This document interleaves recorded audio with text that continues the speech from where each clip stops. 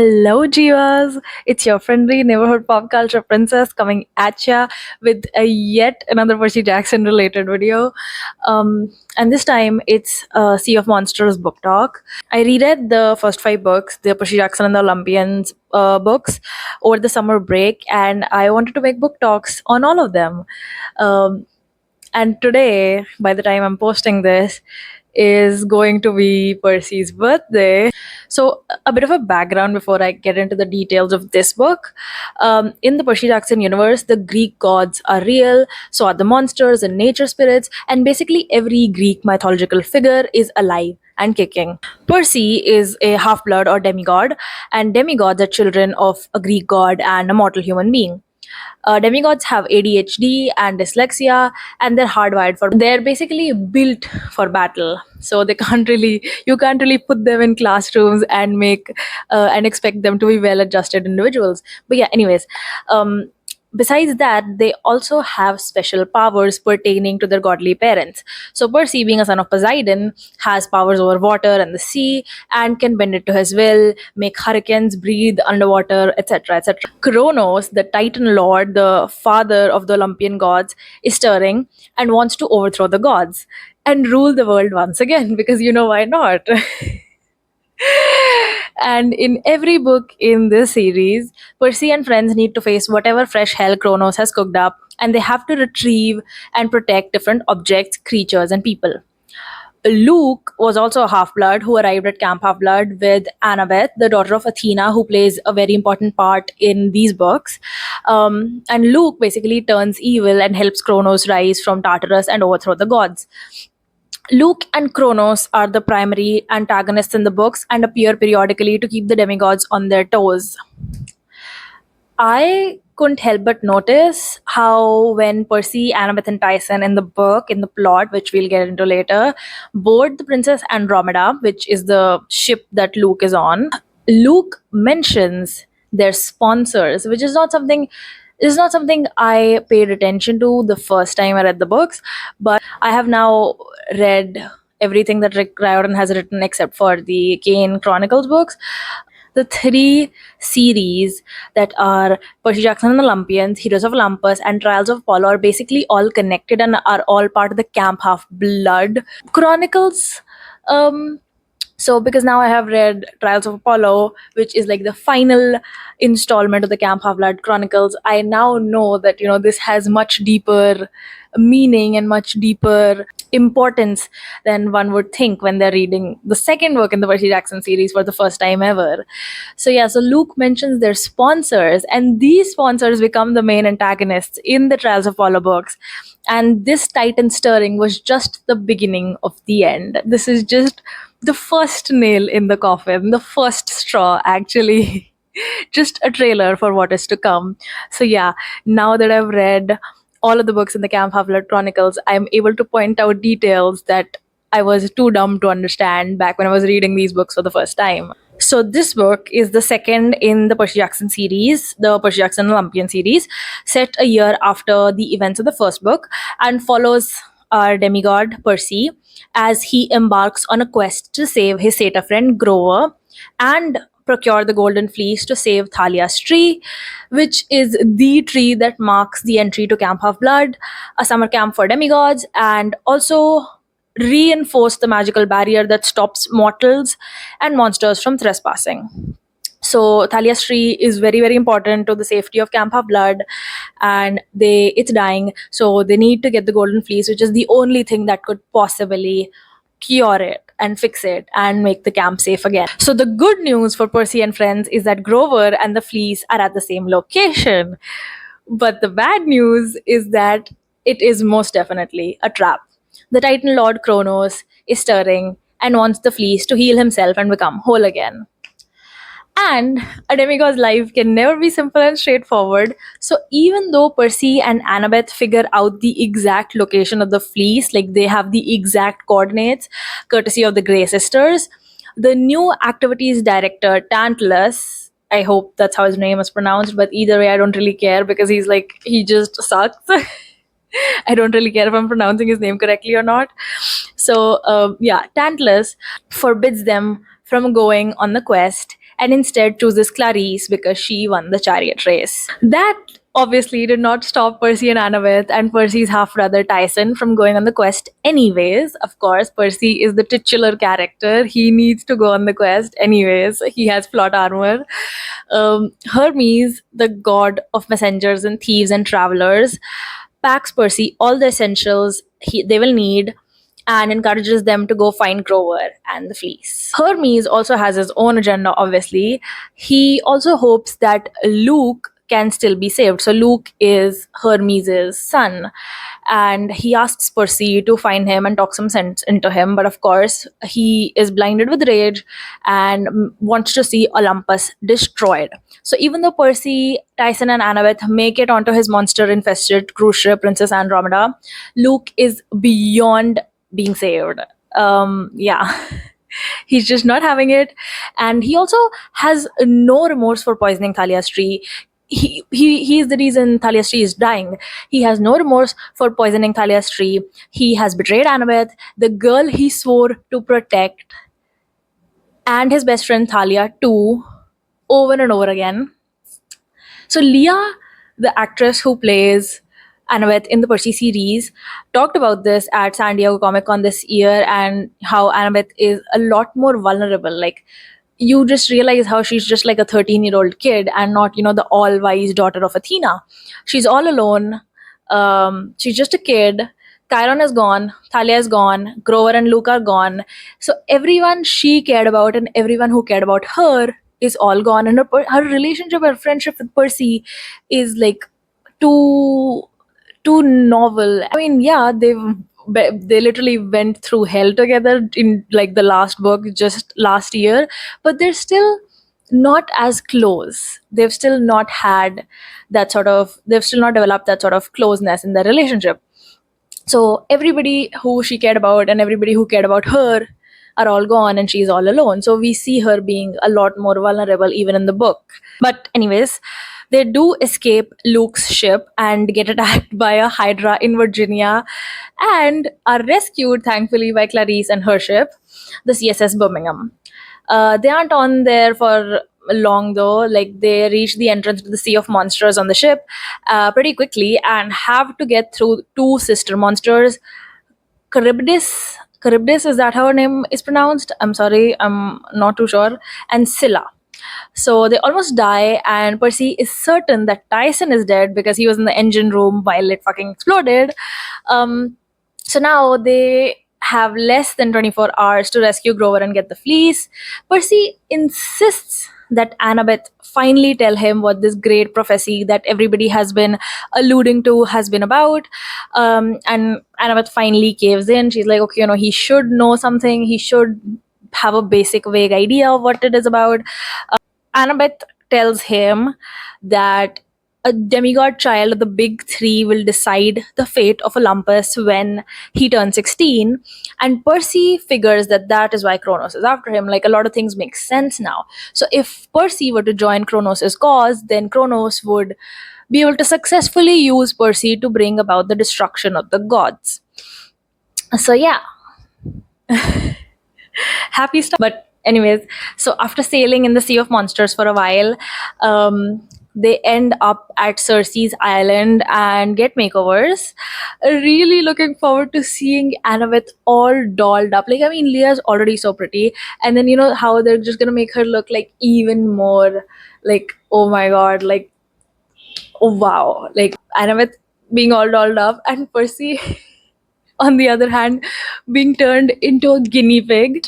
Of course, with approximately 100 pages left in the book, this is obviously not their final stand and this is not their final battle, and they're of course going to get out of there in the nick of time, steal an old sailing vessel called the Queen Anne's Revenge that Percy is able to sail all by himself. Like, it is an old sailing vessel and Percy is just able to will it to like move and to sail across literally like a sea called the Sea of Monsters. Like, it is infested with monsters to the point that it is called the Sea of Monsters, and the mortals conceptualize it as the Bermuda Triangle. No crew, no nothing. Percy is able to will it to sail like this massive fucking ship. King behavior only. Okay, so Percy is obviously pretty shaken up by being turned into a guinea pig and feels scared and jumpy and unsure of everything.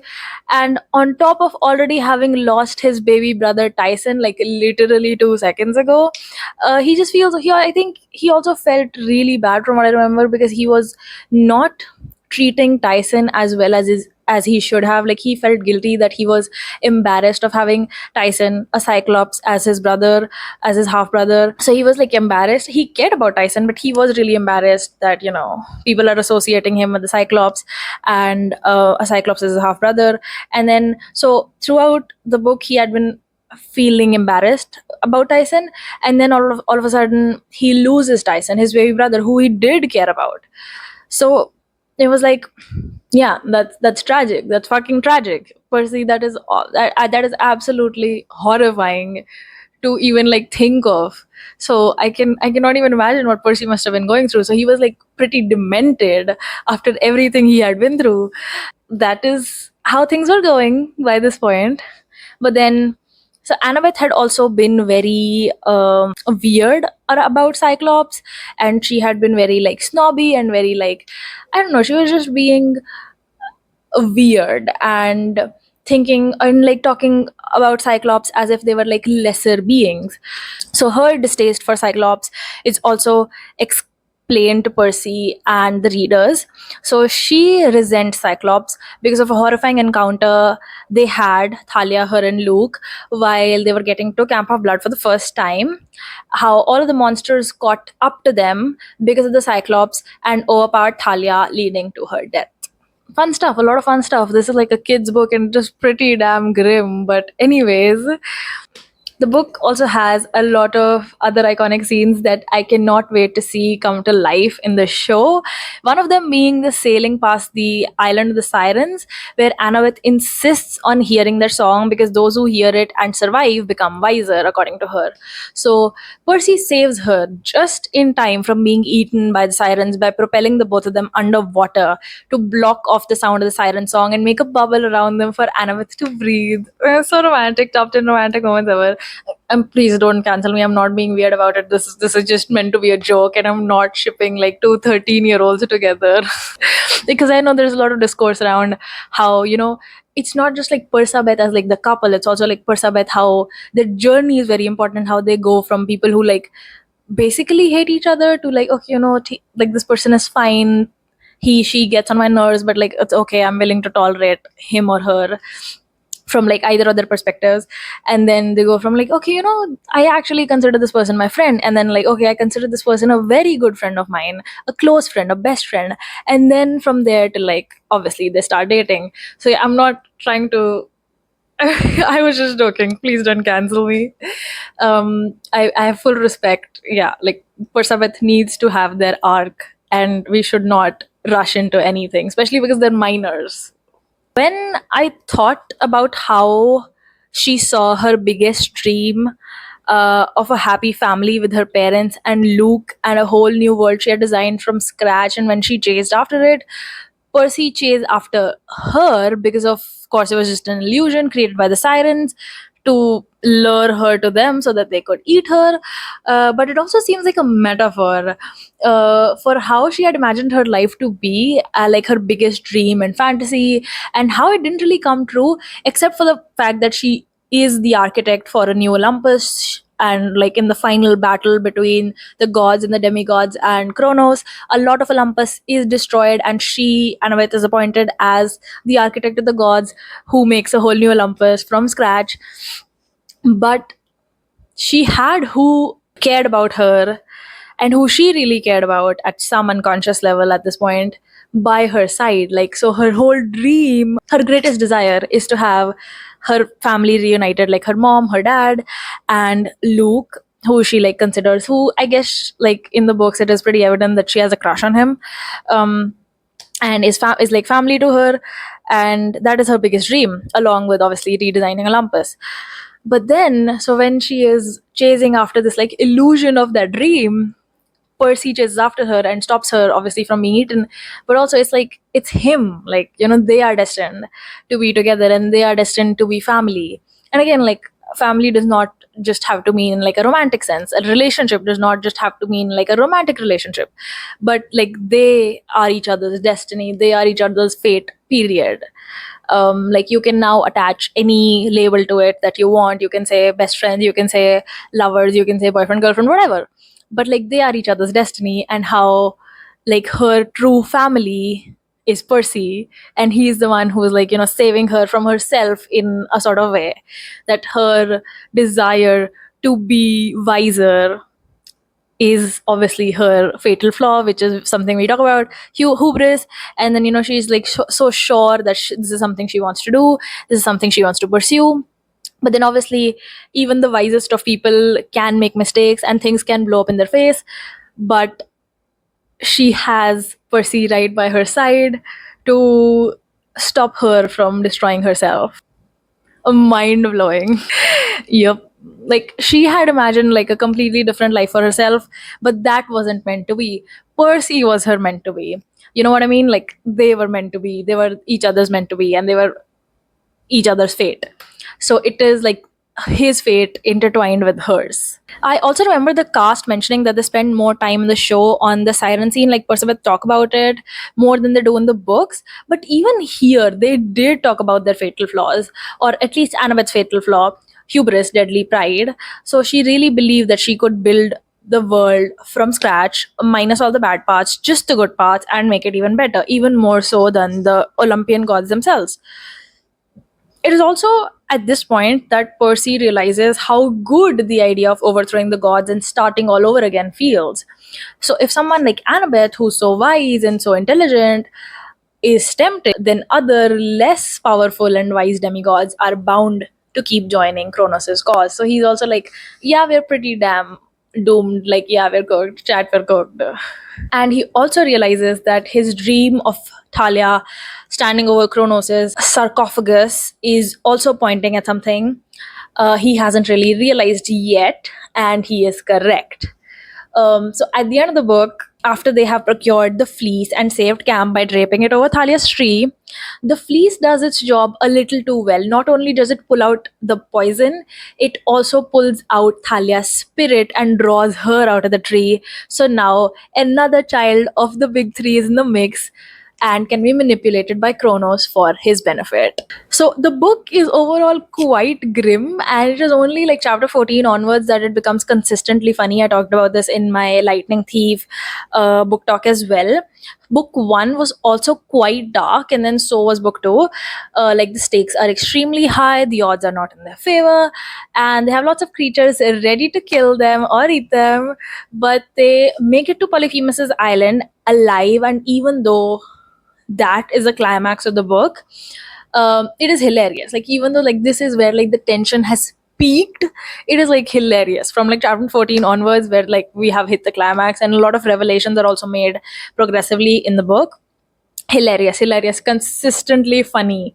And this is where like the book becomes a little light-hearted, because then so Percy consistently cracks jokes and keeps it light even in extremely life-threatening situations. Love him for that.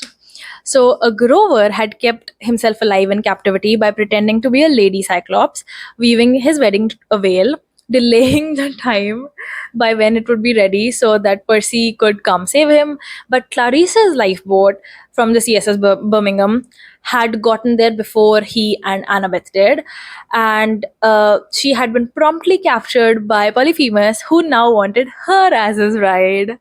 So I'm assuming we are probably going to see her in the wedding dress, and like maybe a couple others as like a distraction. I don't know. So like the cast also mentioned that it would not just be Grover in the wedding dress. So like I'm assuming that it most definitely should be Clarice. Maybe others as well. Who knows? Like which would be pretty funny. That would be quite interesting. So while they are fighting, Polyphemus swats Grover and Clarice away, and Percy gets mad.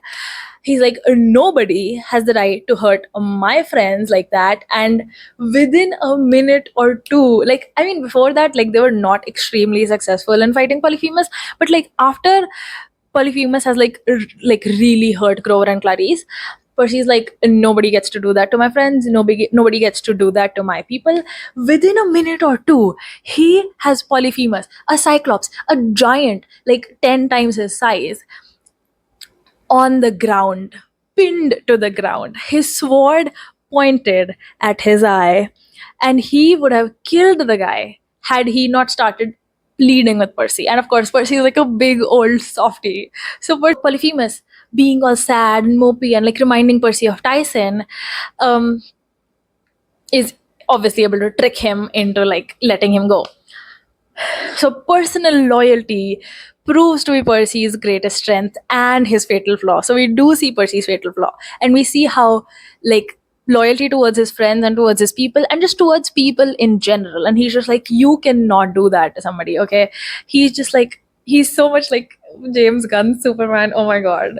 So he's just like no, unacceptable. And he just like goes into a frenzy. But then so like personal loyalty is his greatest strength, but also his weakness, because then he was reminded of Tyson, because Polyphemus and Tyson are both Cyclops. So he was reminded of how sad and mopey and like how much Polyphemus basically reminded him of Tyson, and he was like, okay, I'll let you go. But of course, Percy shouldn't have done that. So we basically are, it is proved to us how Percy can go to any extent to save his loved ones and just people in general, but he also hesitates in killing Polyphemus in cold blood because of how much he reminded Percy of his little brother, and how the Cyclops too was a son of Poseidon, how Polyphemus too was a son of Poseidon. So of course Percy has mercy and steps off of him, and the son of a bitch Polyphemus attacks him. But Tyson saves Percy's ass yet again. Tyson's alive. So Percy is definitely not the sharpest nut in the tool shed, but he surprises everyone by figuring out Clarice's prophecy at the end of the book. And the only way to get the fleece across country, all the way from Miami to New York in the nick of time. Love his brain, love how he's just like able to do stuff under pressure. And then also, but also, I mean, Rick Riordan does forget a lot of things he writes, and like he goes against canon all the time, because in the newer books and like the books like the Wrath of the Triple Goddess, basically like Annabeth is not there with Percy and Grover for a while they're like figuring stuff out and like threatening nymphs to get them to give them the polecat back for Hecate's polecat that they were supposed to be pet setting and lost. So like so it is mentioned a couple of times like how Percy is not the best at coming up with plans, and he just like leaves it up to Annabeth, who always saves their ass. But then here, like it is in throughout these books, throughout the original 5 books, we see multiple times how Percy is able to come up with plans and save everyone's ass. So yeah, Rick Riordan just like forgets a lot of stuff, I guess. He forgets what he's written. But anyways, that's besides the point. So yeah, Percy is the one who figures stuff out at the end of the book. And he also found a way to iris message Dionysus at camp to reveal Luke's sinister deeds and plans. So while they confront Luke again at the end of the book, after they procured the fleece and after Clarice is already on the way to take it back to camp, Percy and Tyson and Grover and Annabeth are ambushed by Luke and cronies, and then Percy like is able to figure out how he could do an iris message to Dionysus at camp in order to prove that it is not Chiron who poisoned the tree, but it is indeed Luke. So like I was like, oh my god, love his brain for that. Like love him for coming up with actually like ingenious plans in the heat of the moment. Like I love him for that. I love how the battle between Luke and Percy plays out, like right after this. With the party ponies coming in and wreaking havoc, like their life depended on it. Like I was just waiting because I was like, the party ponies are gonna be here, and they were, and they like, oh my god, they Luke gets smacked in the face twice by an arrow with like a boxing glove attached to it, and his minions are splattered in paint from head to toe. Chef's kiss. Oh my god, this is brilliant. Hell yeah, bro. I was just having the time of my life. And then even after the party ponies have made an exit with the demigods and are safely at their center camp, they're being crazy and headbutting each other for funsies and like teaching Tyson how to operate a paintball gun. So yeah, it's a lot of fun. So chapter 14 onwards, the book gets really funny, even though like that is probably where it's the most serious, but it's also where it's the most consistently funny. But yeah, so I reread these books to brush up on all the lore and tiny details I'd forgotten, and damn, Percy had also correctly deduced that the death the fates foretold when he last saw them would happen on his 16th birthday, but he's not yet figured out whose death it's gonna be. And the way this is worded, like Rick Riordan isn't exactly saying that Percy is going to die. Percy simply says the death they foretold is going to happen on my 16th birthday, and it sure does. So I'm like, so it is only after you have read all of the books and then you go back do you realize, like, oh, clever. Ooh, okay. I gotta give you points for that. So yeah, Rick Riordan never explicitly, even though Percy's figured it out, it's not explicitly mentioned. It's not explicitly Percy saying that, oh, it was my death. It's just like the death that was foretold last year when I saw the fates is going to happen on my 16th birthday, and that's it. And he's right, because it's not him who dies, it's somebody else. So Percy doesn't die, but somebody else does. And Percy was on a roll in this book. Like, he was figuring things out. But anyways, I really loved the book.